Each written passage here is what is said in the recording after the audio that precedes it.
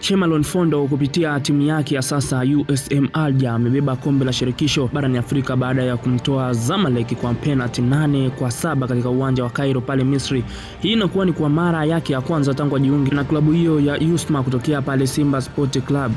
Sasa maneno yanakuwa mengi katika mitandao ya kijamii, baadhi ya mashabiki wakisema kuwa Simba Sport Club walikosea kumwacha Chemalon Fondo kwa sababu sasa hivi amebeba kombe la shirikisho barani Afrika. Hii inakuwa ni tofauti kwa sababu kubeba kwake ubingwa akiwa na miamba hiyo ya USM Alger kutokea pale Algeria sio kwamba ni kiwango chake peke yake uwanjani. Lazima utambue kwamba kuna wachezaji wengine 10 ambao wameshirikiana naye, na hii ndio inaleta sababu ya kwamba ligi la Tanzania bara ni tofauti na ligi la pale Algeria kwenye masuala ya uwekezaji. Yani wenzetu wa kule Algeria wamewekeza sana. Angalia namna ambavyo kikosi hiki na uhai, namna ambavyo kinacheza, inaonyesha kabisa hichi ni kikosi cha fedha nyingi, tofauti na sisi hapa Tanzania. Mchezaji mkubwa, mchezaji ambaye analipwa takriban milioni 20 kwenda juu, azizidi milioni 40, lakini kule kwa wenzetu Algeria unakuta mchezaji analipwa mpaka milioni 70. Huwezi kufananisha mchezaji huyo na timu yoyote ambayo inatokea hapa Tanzania bara kwa ajili ya kwenda kutetea kombe hilo la shirikisho barani Afrika. Mimi ni Elisante Mwanga.